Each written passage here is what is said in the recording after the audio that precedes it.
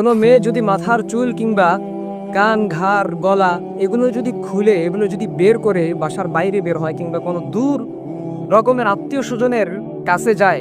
তাদের সামনে যায়, তো আল্লাহ পাক রব্বুল আলামিন তার আমল নামায় প্রতি সেকেন্ডের বিনিময়ে একটা একটা করে জিনার গুনাহ লিখবেন। আবার তার স্বামী যে হবে, তার পিতা যে হবে,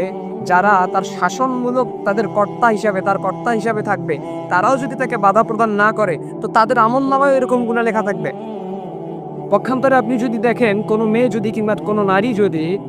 মানুষ আসছে আপনার বাসায়, আত্মীয় স্বজনরা আসছে,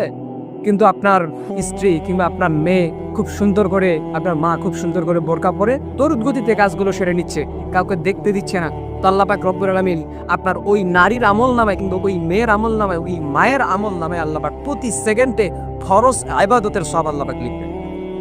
এখন আপনি ডিসাইড করেন